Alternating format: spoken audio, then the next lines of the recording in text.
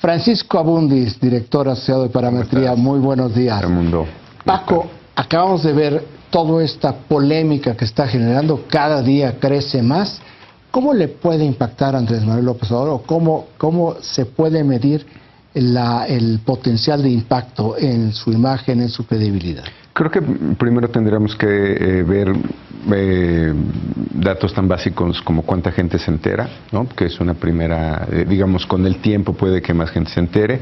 Segundo, si es un tema de irregularidad legal, más que, digamos, hasta ahí es lo que tenemos hoy.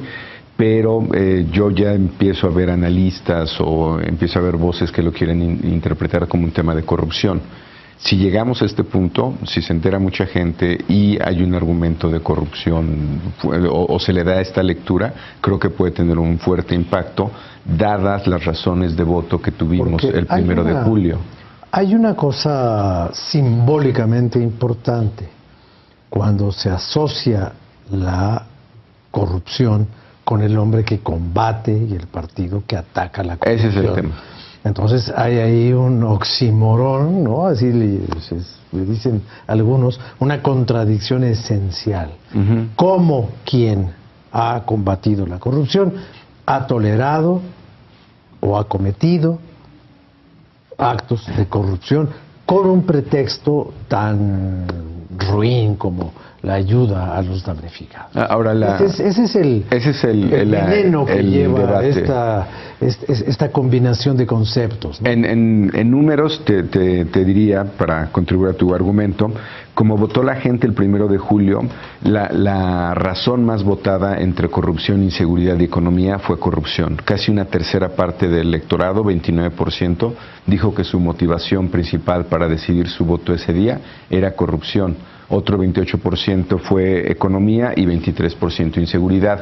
Si eso lo llevas además a los votantes de Andrés Manuel López Obrador, estás hablando de que más de un tercio de sus votantes, es decir, él está por arriba del promedio, cerca de 35% de la gente votó por ese tema. Ahora, fíjate, en el proyecto de resolución y en la multa, no se habla de corrupción. Exactamente. O sea, no hay ningún planteamiento que tenga que ver con corrupción. El proyecto de resolución está muy claro, es opacidad porque no reportaron estos ingresos, y el otro punto es que viola el artículo 41 constitucional, la ley general de partidos políticos, que no permite hacer este tipo de fideicomisos porque sí puede una especie, no lo dicen tan claramente, de inducción de voto. Puede generar. Pero sí, una gratitud que se convierte en una solidaridad política a la hora de votar.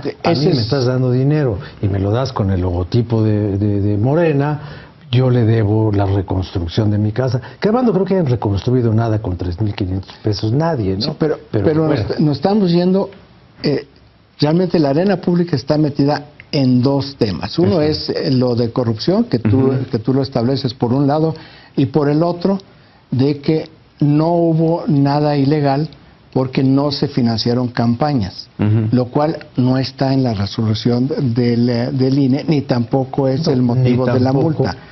Pero la verdad no importa, son las percepciones. Son las percepciones. Ni tampoco se dice que se haya usado el dinero de las prerrogativas para dispersarlo como dádiva de compra de voto. No se dice eso. ¿Y qué sería clientelismo? Que es otro tema. Que es otro tema. Paco, exactamente. Parametría hizo una encuesta de salida el día de la elección que nos muestra cómo votaron los mexicanos. Razones de voto y sus demográficos. Entonces, entre otras razones. Aquí tratando de empatar todo esto, ¿qué es lo que tú viste en la encuesta de salida que te brinca como algo que no habían visto en el 2012 o en el 2006? Mira, en demográficos, que los veremos ahora en pantalla, yo creo que hay dos datos que han llamado mucho la atención, que es el nivel de escolaridad y el ingreso de las personas que votaron por López Obrador. Este es uno que es interesante, que es edad. Si ven el segmento el segundo segmento de 26 a 35, ese segmento ya lo había ganado en el 12, que es muy interesante. Y simplemente se recorre. Es el de los primeros votantes, de los que votaron por primera vez en el 2012. Pero hace 6 años. Y se consolida. Exactamente, se consolida, que se llama la atención, siguen siendo muy consistentes. No se lleva necesariamente el voto más joven. Digamos, salvo ese segmento, el segundo, es el que presenta alguna diferencia con los demás. El voto del PRI, que es esa línea roja, es bastante predecible, es a mayor edad, mayor preferencia por el PRI, el voto es un hábito, gente que siempre ha votado por el PRI suele hacerlo nuevamente, y no es del todo sorpresa, pero es interesante que el voto de el PAN se pierde su perfil porque solía ser el voto joven.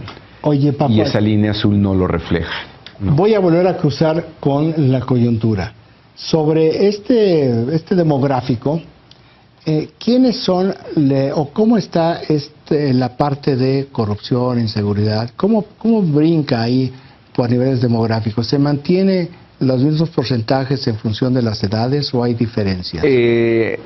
A mayor edad hay mayor preocupación por economía e inseguridad y a mayor escolaridad hay mayor preocupación por corrupción.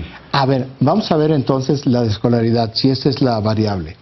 Vamos hay una en el siguiente tabla, gráfico, ¿verdad? exactamente, ve escolaridad. Este es de los que parece contraintuitivo o a mucha gente le ha sorprendido. La verdad es que este perfil ya lo teníamos desde el 2012, ya se venía perfilando que a mayor escolaridad había mayor preferencia por López Obrador, pero si ese lo correlacionas con ingreso, también verás que a mayor ingreso hay mayor preferencia.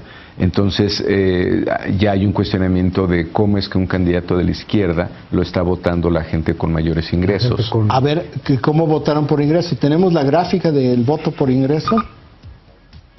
Y ese es por ingreso, y si ven es la misma tendencia que escolaridad.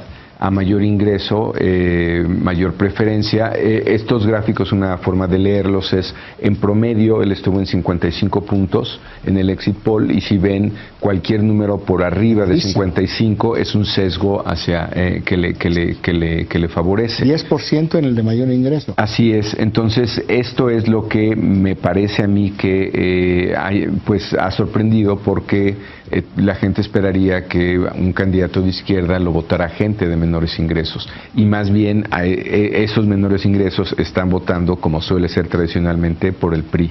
Si ven en ese gráfico, esa línea roja va cayendo en la medida que el ingreso va aumentando. Oye, Paco, tú dices a mayor escolaridad, mayor rechazo a la corrupción. También a mayor ingreso, mayor rechazo a la corrupción. Sí, así es. O sea, tiene que ver más con que tus satisfactores materiales están resueltos y entras ya a problemas de una segunda generación. Lo que llamarían Ingelhard los valores posmaterialistas, ¿no? Estás en otro nivel de preocupación. O sea, las ofertas fueron aceptadas, la oferta de luchar contra la corrupción, la oferta de equilibrar al país, la oferta de mejorar la seguridad, fueron aceptadas en todas las capas sociales. Así es, pero hay un sesgo en la tendencia. Con una tendencia en las capas más educadas y con mayor ingreso. De hecho, clases medias, universitarias, en su mayoría. Así es. De hecho, eso se corrobora también con otro par de gráficos que tendremos en pantalla, que es el momento de decisión del voto y estos temas de los cuales estamos hablando. Una tercera parte del voto se decidió. Hay un tema de género, si lo quieren revisar, pero ese es más evidente. Vamos a ver la parte. ¿Cómo se decidió el voto? ¿Cuándo se decidió el voto? Por ejemplo, es muy interesante porque en el agregado una tercera parte de la población dice que lo hizo durante las campañas, 36%, más de una tercera. 36%. Ajá, pero sobre todo eso le favoreció a López Obrador. Digamos, si ven esas líneas o esas barras que están ahí, la gente dice 40% que el voto de Anaya lo decidió durante la campaña, lo cual habla nuevamente de su buena su buena estrategia, su buena estrategia, su buena ejecución, su buen desempeño. Si ven el caso de José Antonio Meade, siempre votó por el mismo partido, fue la mitad de su voto. La mitad de su voto de José Antonio Meade. O sea, el voto blando. El voto duro. Porque el voto duro no fue muy duro, fue como el voto blando, el voto duro estaba blandengue. Exacto, pero aún así fue la mitad, y si ven, durante las campañas no es tan importante, o cuando supo quién era el candidato es solo 14%. Oye, pero qué sorprendente el de Jaime Rodríguez. El de Jaime Rodríguez es, yo creo que una prueba de que las campañas importan. 57% de su voto viene de gente que lo vio durante la... Es decir, si la ejecución de Anaya fue buena, la de Jaime Rodríguez fue extraordinaria, bajo esta, digamos, para su elector, ¿no? 57%, casi 2 de cada 3, dijo que decidió votar por él durante la campaña. Es que antes no lo conocían. Antes no lo conocían, eso suena razonable. Eso es obvio, ¿no? Ahora, vean el de Andrés Manuel López Obrador. Solamente 12% viene de gente que dice que vota por el mismo partido, obviamente un partido de nueva creación, pero vean las otras dos categorías. Cuando supe quién era el candidato, 35%, sí, simplemente de saber que era López Obrador, y 38% durante la campaña. Es altísimo. Es también, altísimo, es decir, en la combinación de ambos factores tienes más de 7 de cada 10 votantes, un poco más, ¿no? Ahora, también hicieron la pregunta: ¿cuál fue el tema más importante en la campaña? Es. Y yo les di hace un momento solamente los agregados, pero si ya vemos por fuerza electoral, van a ver que la inseguridad fue importante. Digamos, este es el comparativo es el total, ¿no? del total, exacto. Del 12 y tenemos 12, 15 y 18. Es interesante cómo... ¿Qué brinco del 2015 al 2018 la inseguridad? Y vean la corrupción. La corrupción crece 100%. Sí. O sea, crece de 15 a 29. O sea, el tema de inseguridad quedó rebasado frente al 2015 y la inseguridad se fue al doble. Y no es que las cosas estén muy bien, ¿no? Pero de ese tamaño es la molestia. De ese tamaño es la molestia. Es que ¿no? así como la inseguridad creció en los índices, o sea, más muertos, más asaltos, más todos, las evidencias de corrupción fueron escandalosas y ofensivas. Pero es interesante que en términos relativos, en el comparado de estas 3 categorías o estas 3 opciones, la inseguridad parece que no es tan importante con los problemas que tenemos, ¿no? Paco, con 3 campañas presidenciales de Andrés Manuel López Obrador, es una delicia para las mediciones. Por lo tanto, porque es la única variable fija. ¿Hay alguno de estos variables que se invirtió en el 2006-2012 o en las 3 campañas presidenciales? ¿Esta forma como se votó fue similar? De los cambios demográficos más importantes, yo creo que sí es el de edad. Hay que recordar que su programa para gente de la tercera edad fue muy impactante, y también el de ingreso. Esos gráficos se revirtieron prácticamente. En 2006, a mayor edad, mayor preferencia por López Obrador, y a mayor ingreso, menor preferencia. Es decir, esos gráficos que vimos estarían prácticamente al revés. Pero respecto a 2006... Respecto a 2012 ya notábamos estas ya venía dándose, sobre todo la de escolaridad y la de ingreso. En edad estaba desdibujado, ya salvo ese segmento. A sectores que en el 2006 creyeron lo de exactamente, no en esta magnitud. Y en el 2012 no en esta magnitud. Y en el 2018 viendo otra realidad. Pensando en lo que dices del 2012, pues entonces los partidos que compitieron, candidatos contra él, no hicieron bien el trabajo.